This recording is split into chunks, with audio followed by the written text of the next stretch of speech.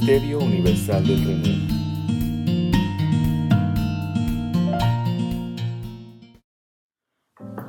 Hola, muy buenas noches amigos, nuevamente con ustedes, aquí para traerles un mensaje del Señor, el cual él ha titulado El poder que actúa en ti.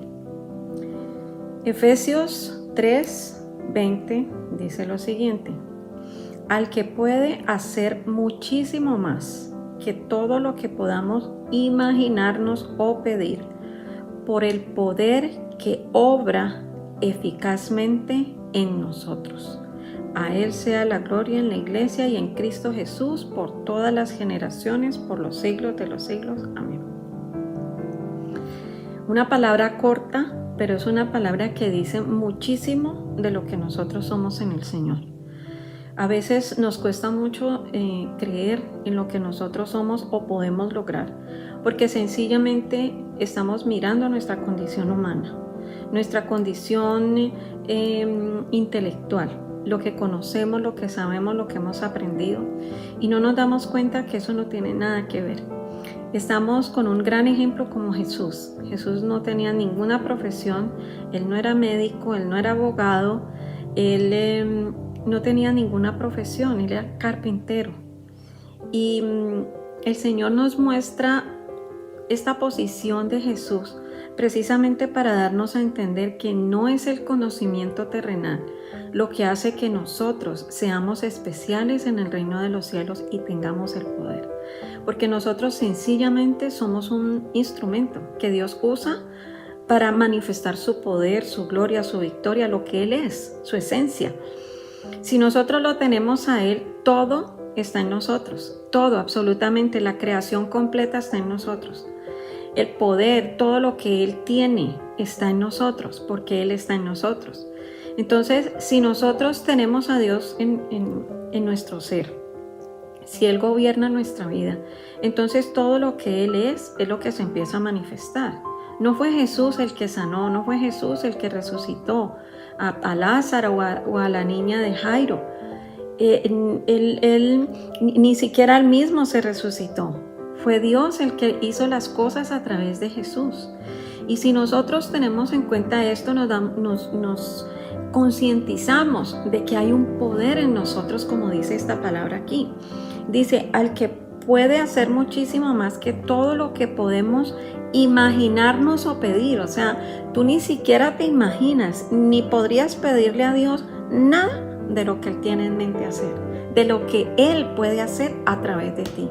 ¿Por qué? Porque hay un límite humano, un límite de las cosas que nosotros vemos y conocemos, y nos cuesta entender esa parte divina que hay dentro de nosotros. Y dice, por el poder que obra eficazmente en nosotros.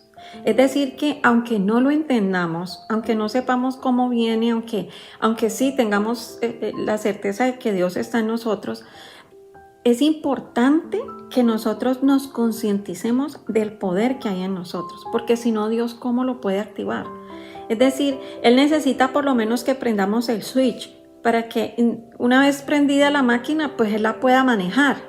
Pero si no la prendemos porque pensamos que no hay nada allí, que no hay nada que hacer, que si yo no hago, que si yo no busco, que si no es por mi intelecto, que si no es por lo que yo trabajo, que si no es por lo que yo busco, que si no es por lo que yo organizo, entonces las cosas no se dan. Ese switch no se va a prender y Dios no puede usar eficazmente el poder que hay en nosotros.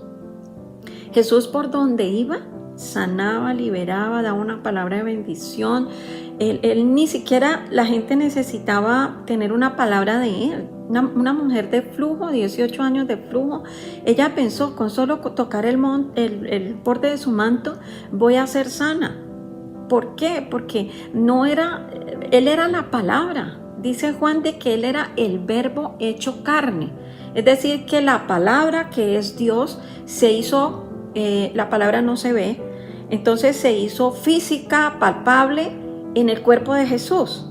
Entonces, al hacerse carne, la palabra estaba en Jesús.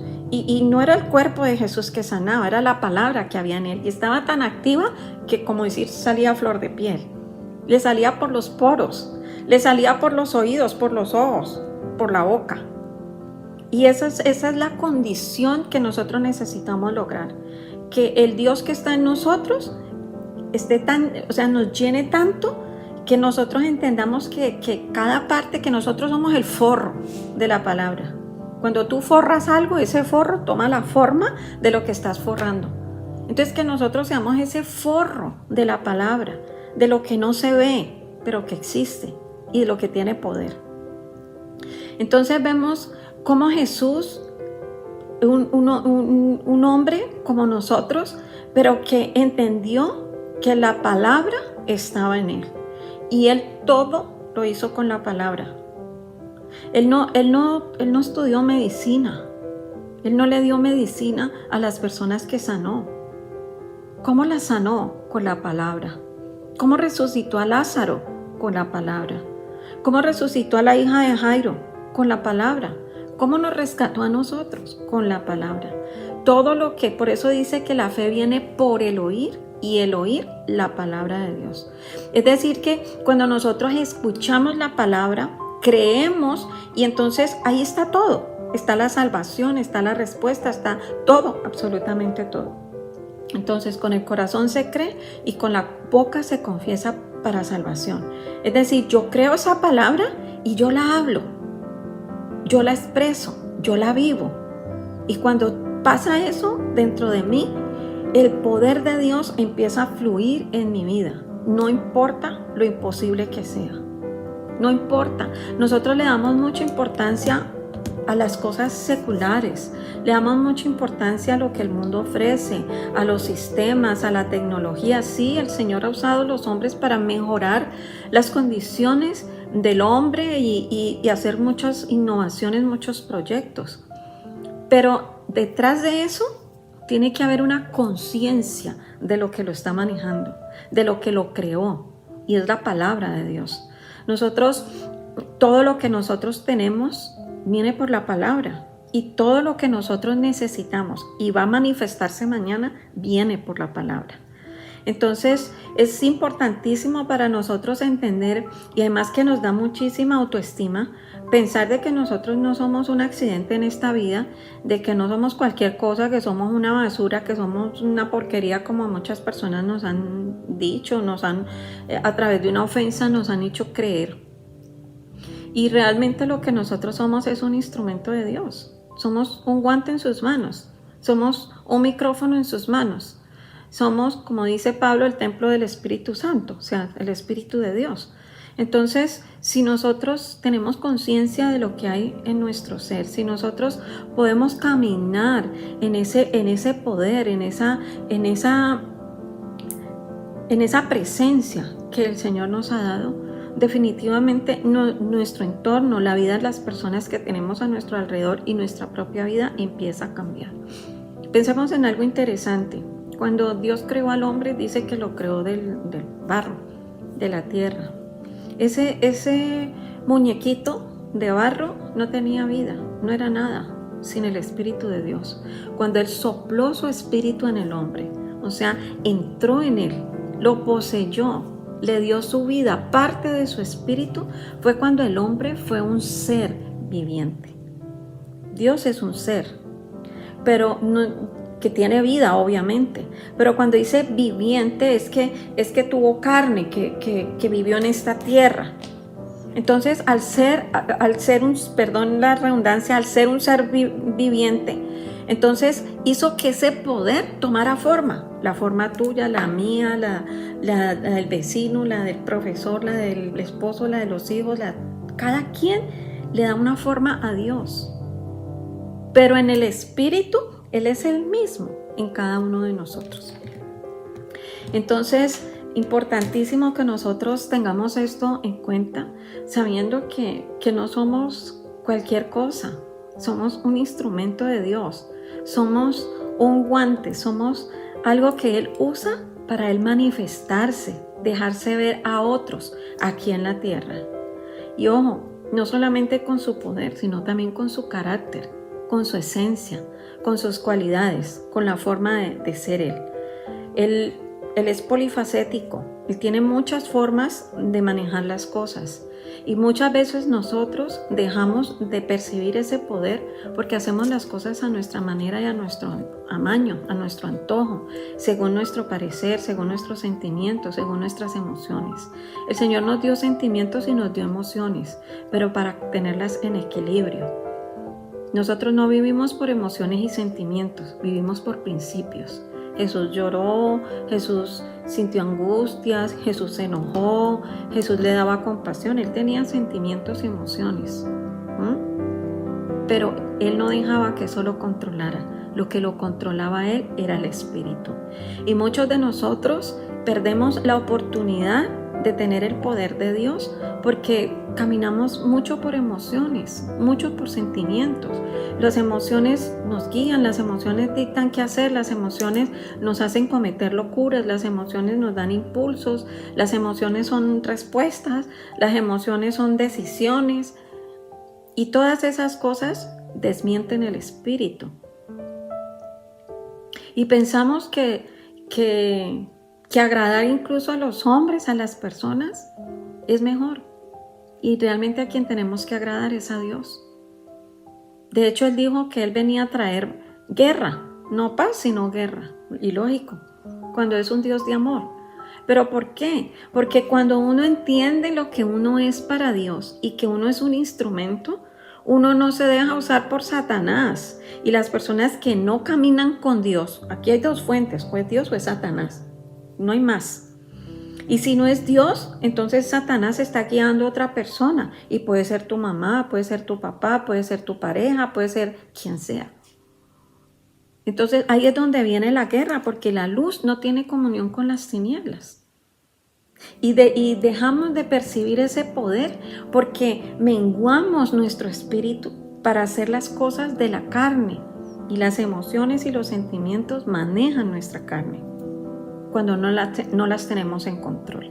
Entonces, nosotros no tenemos que agradar a Dios, a la gente, tenemos que agradar a Dios. Tenemos que hacer su voluntad, aunque a los demás no les parezca, aunque a los otros les parezca locura, no importa. En 1 Corintios 2:14 dice que el que no tiene el Espíritu, todo lo de Dios le parece locura.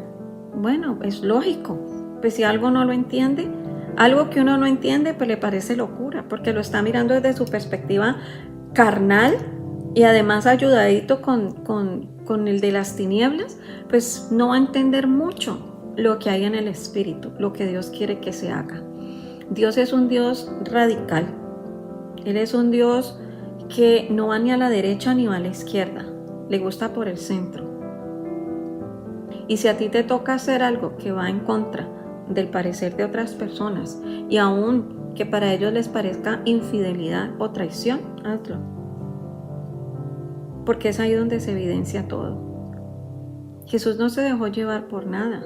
Él estaba enseñándole a los discípulos cuando su madre y sus hermanos estaban afuera preguntando por él, y él no dijo inmediatamente: ahí es mi mamá, es mi familia, que entren.